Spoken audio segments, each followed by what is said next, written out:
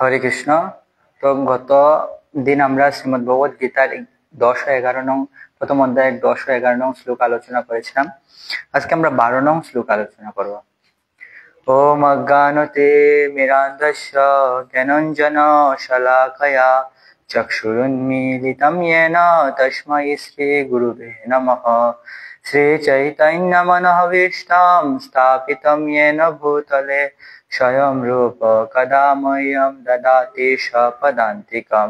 বন্দে অহং শ্রীগুরौ শ্রীযুতপদকমলং শ্রীগুরুन् বৈষ্ণবাংশ শ্রীরূপং সাগ্রজাतं সহগণ রঘুনাথান্বিतं तं সজীবम् সাদ্বৈतं সাবধূतं পরিজনসহিतं কৃষ্ণ চৈতন্য দেবম শ্রী রাধা কৃষ্ণ পাদান সহগণ ললিতা শ্রী বিশাখান্বিতাংশ।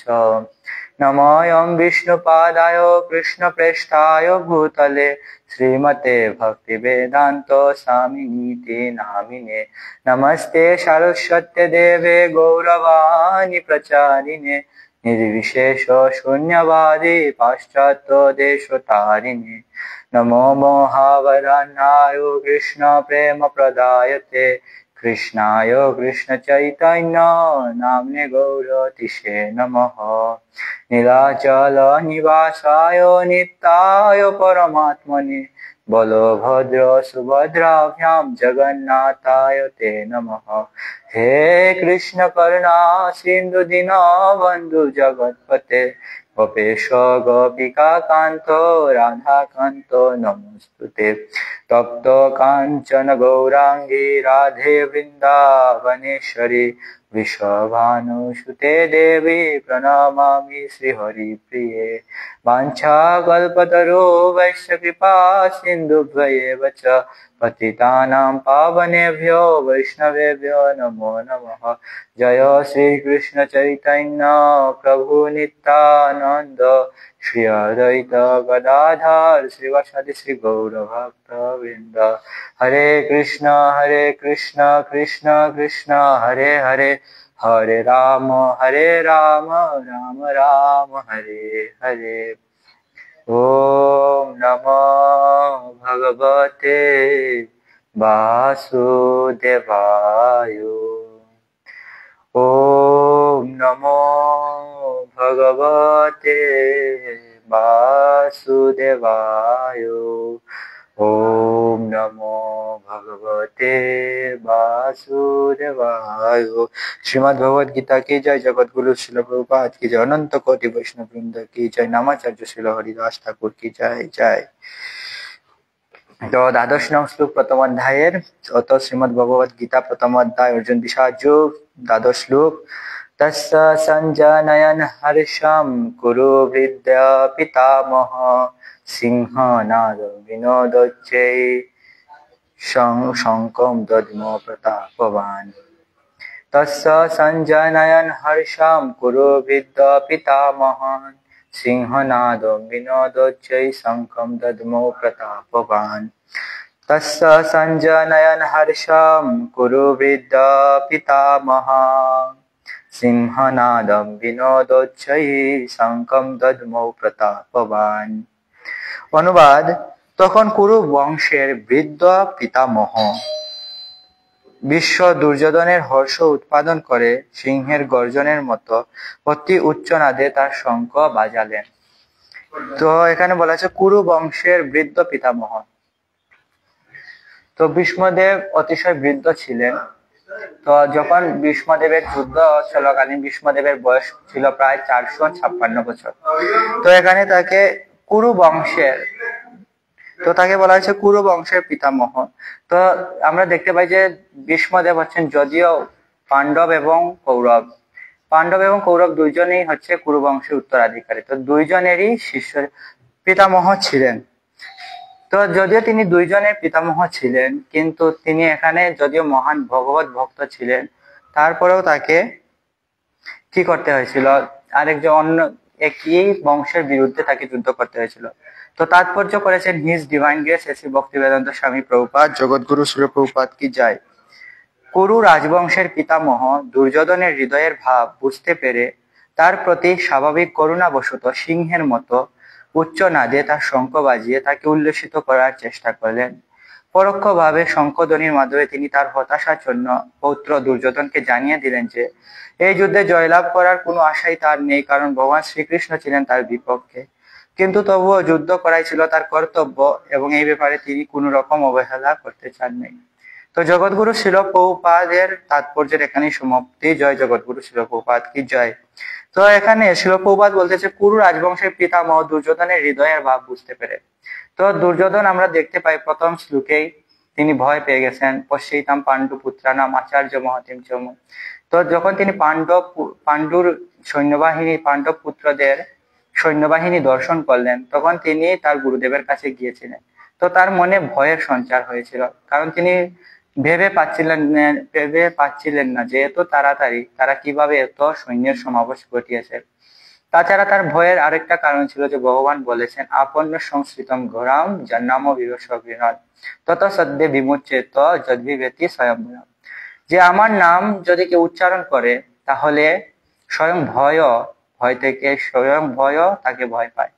তো যেখানে ভগবানের নামই এত পাওয়ারফুল, যদিও ভগবানের নাম এবং ভগবান অভিন্ন, কিন্তু স্বয়ং পাণ্ডবদের সাথে ভগবান শ্রীকৃষ্ণ উপস্থিত ছিলেন, যার কারণে দুর্যোধনের মনে ভীতির সঞ্চার হয়েছে।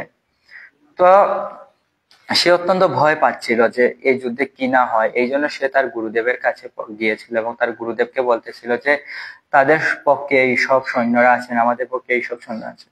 তো ভীষ্মদেব যেহেতু তিনি মহান বৈষ্ণব ছিলেন এবং তিনি ছিলেন দ্বাদশ মহাজনের অন্যতম মহাজন, তো তিনি দুর্যোধনের মনের অবস্থা বুঝতে পারলেন এবং এখানে বলা হয়েছে করুণাবশত।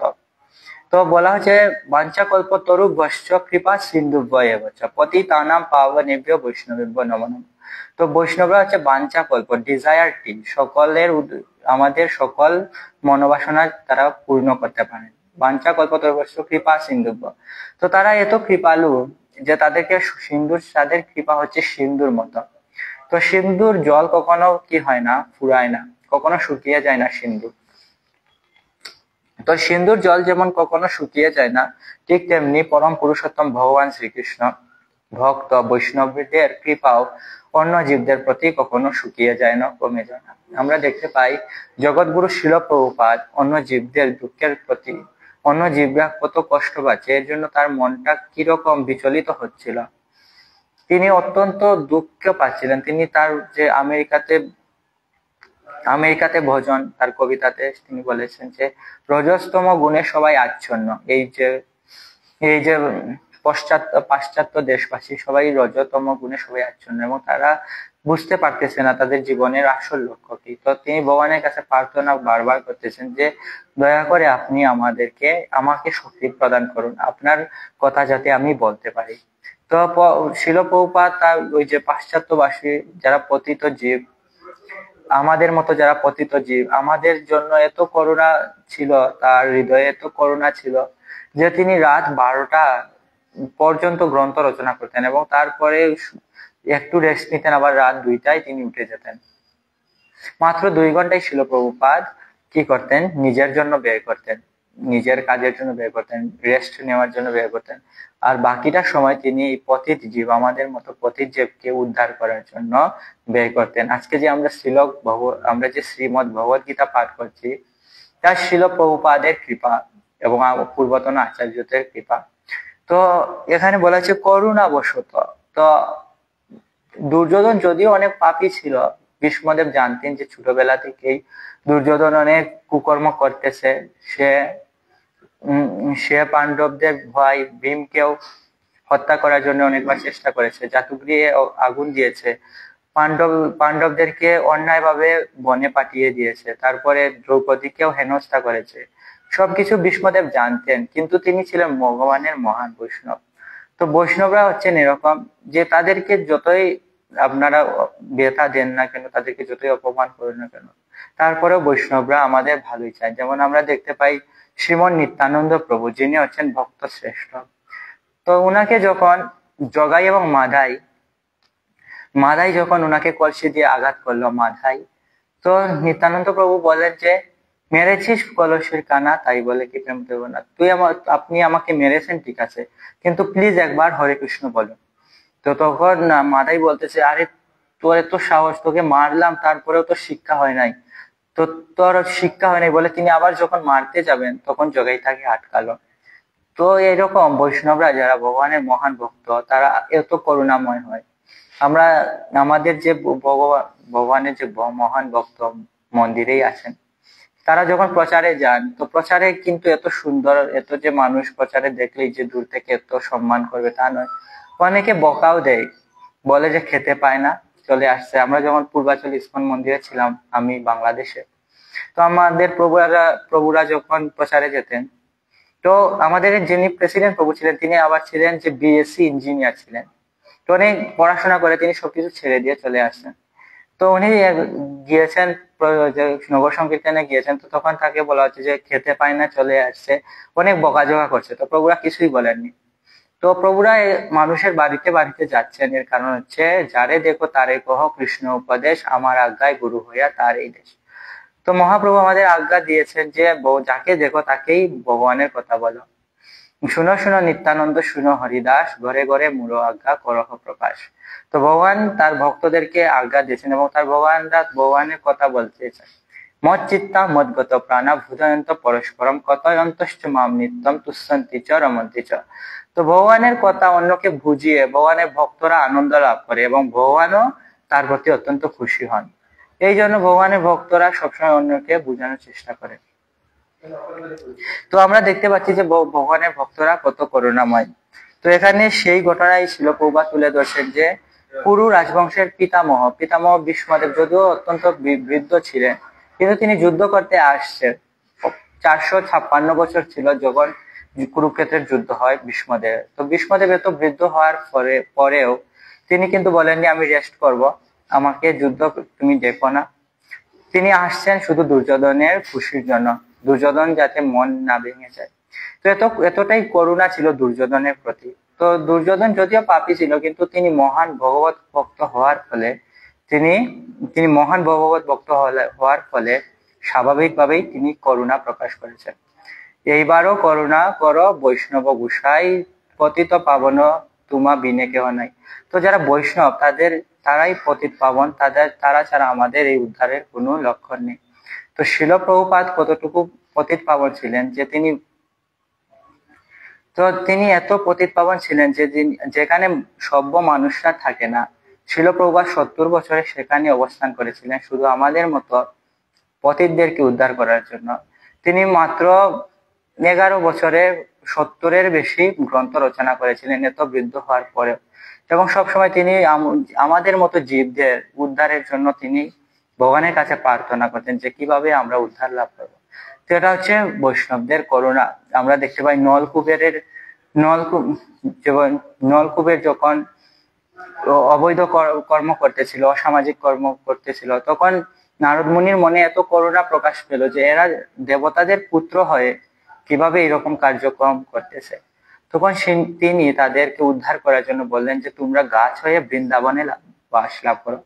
তো বৃন্দাবনে আমরা মনে করতে পারি এটা তাদের প্রতি অভিশাপ, কিন্তু নারদ মুনি কত কৃপালু যে আমরা দেখবেন 3টার সময় উঠে স্নান করে মন্দিরে যাই, গিয়ে তুলসী আরতির সময় কি বলি, এই মনের অভিলাষ বিলাস কুঞ্জে দিয়বাস, নয়নে হেরিব সদাই যুগল রূপ রাশি। তার পূর্বে বলি যে তোমারও শরণ লয় তারও বাঞ্ছা পূর্ণ হয়, কৃপা করি করতারে বৃন্দাবনবাসী।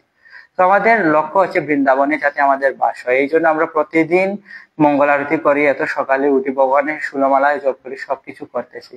কিন্তু নারদ মুনি কত কৃপালু, যিনি ভগবানের অন্যতম শ্রেষ্ঠ ভক্ত। তো তিনি এত কৃপালু যে যদিও নলকূপেররা অত্যন্ত পাপ কার্যে লিপ্ত ছিল, তাদেরকে নরকে 1000 বছর ধরে পচতে হতো। তারা সুরাপান করতো, দুক্রিয়া করতো, অবৈধ সঙ্গ করতো, মাংসাহার করতো, কিন্তু তিনি বলেন যে যাও তোমরা বৃক্ষ হয়ে বৃন্দাবনে বাস করো। তো তিনি তাদেরকে সরাসরি বৃন্দাবনে বাসতে দেন। তো বৃন্দাবন এত গুরুত্বপূর্ণ জায়গা যে সেখানে ব্রহ্মাজিরও জায়গা হয় না। তো ব্রহ্মাজি একবার ভগবান শ্রীকৃষ্ণের চরণে অপরাধ করেছিলেন, তিনি অপরাধ করেছিলেন। তো তিনি যখন ভগবানের গুণ প্রশংসা করতেছিলেন তখন তিনি বলতেছিলেন যে পরম পুরুষোত্তম ভগবান শ্রীকৃষ্ণ, আপনি কৃপা করে আমাকে বৃন্দাবনের ঘাস বৃন্দাবনে তৃণ রূপে জন্ম দেন। তো ব্রহ্মাজি সবকিছু সৃষ্টি করলে বৃন্দাবন কিন্তু ব্রহ্মাজি সৃষ্টি করে না। এটা কিন্তু যখন শ্রীমতী রাধা রানী এই জড়জগতে অবতীর্ণ হবেন, শ্রীরাম উনাকে অভিশাপ দিয়ে দিছে ভগবানের লীলার জন্য রাধা রানীকে এই জড়জগতে অবতীর্ণ হতে হবে, তখন শ্রীমতী রাধা রানী ভগবান শ্রীকৃষ্ণকে বলে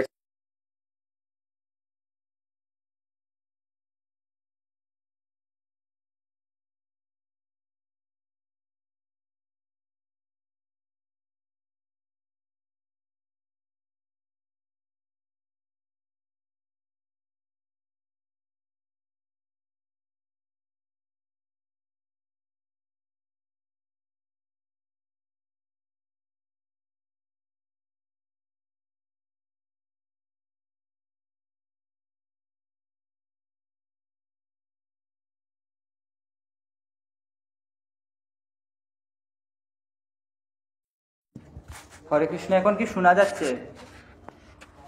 সম্ভবত শোনা যাচ্ছে।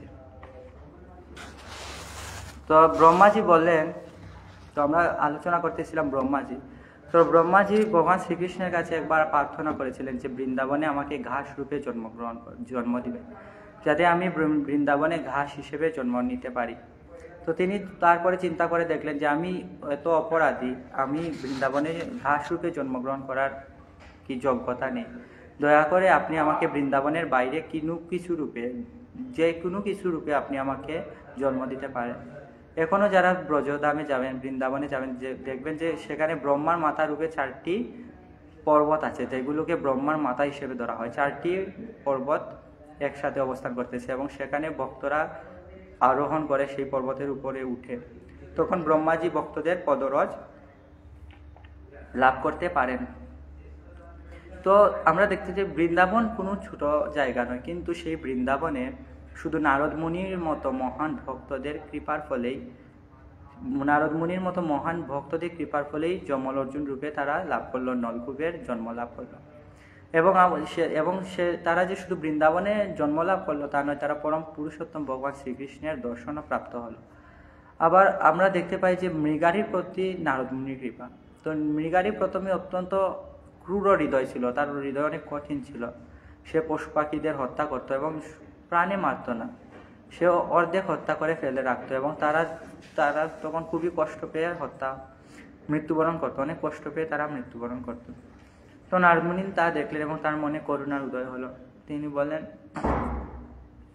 তিনি বললেন যে যদিও তোমার জীবদেরকে হত্যা করতে হবে, তুমি দয়া করে তাদেরকে এত কষ্ট দিয়ে হত্যা করো না, তুমি তাদেরকে একেবারে মেরে ফেলো।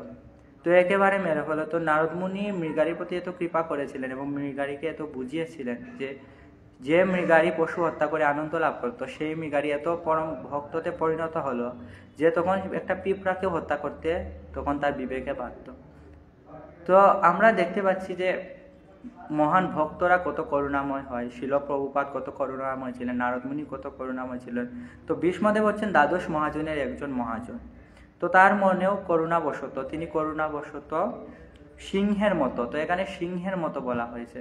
তো সিংহের মতো অতি উচ্চ নাদে, তো যদিও অতি উচ্চ নাদে তিনি বাজিয়েছিলেন, কিন্তু সেখানে কোনো শুভ লক্ষণ ছিল না। তো শুভ লক্ষণ ছিল না কেন? তো ধর্মস্তু সাক্ষাৎ ভগবান প্রণীত। তো ধর্ম হচ্ছে ভগবান শ্রীকৃষ্ণ দ্বারা সাক্ষাৎ প্রণীত, ভগবান শ্রীকৃষ্ণ ধর্মকে প্রণয়ন করেছেন। কিন্তু যেহেতু ভীষ্মদেব মহান ভক্ত হওয়ার পরেও কুসঙ্গ করেছিলেন, দুর্যোধনের সঙ্গ করেছিলেন, এই সঙ্গ করার ফলেই তিনি ভগবানের বিরুদ্ধে তাকে যেতে হয়েছিল। তো আমরা দেখতে পাই যে সঙ্গ কতটা গুরুত্বপূর্ণ এবং কুসঙ্গ কতটা বিপজ্জনক হতে পারে। তো আমাদের এই জন্য সঙ্গ আমাদের ভক্ত সঙ্গ করতে হবে। তারপরে আমরা জয়লাভ করার কোনো আশাই তার নাই, কারণ ভগবান শ্রীকৃষ্ণের বিরুদ্ধে। তো আমরাও যদি ধর্মের বিরুদ্ধে চলে যাই, আমাদের মধ্যে যদি কোনো অধর্ম পাওয়া যায়, কোনো একটু অপরাধ হলেও আমাদের বিনাশ হয়ে যাবে। তো এই জন্য আমাদের অবশ্যই মহান ভক্তদের সংস্পর্শে থাকতে হবে, ভীষ্মদেবের মতো মহাসঙ্গতে থাকতে হবে। এবং আজকে আমরা আলোচনা করলাম শ্রীমদ্ ভগবদ গীতার দ্বাদশ শ্লোক, যেখানে যুদ্ধের দামামা বেজে গেছে, শঙ্খধ্বনি হয়ে গেছে। কালকে আমরা দেখব ভগবান শ্রীকৃষ্ণের অর্জুনের সাথে তার দিব্য শঙ্খ বাজাচ্ছেন। তো সবাইকে আবারও কৃষ্ণপ্রতির শুভেচ্ছা এবং আবার সবার কাছে প্রার্থনা বঞ্চা কল্পতরুপস্য কৃপা সিন্ধু ব্যবচ পতিতানাং পাবনেভ্যো বৈষ্ণবেভ্যো নমো নমঃ। অনন্ত কোটি বৈষ্ণববৃন্দ কি জয়, জগৎগুরু শিল প্রভুপাদ কি জয়। হরে কৃষ্ণ। সবাই কৃষ্ণ ভাবনায় থাকবেন।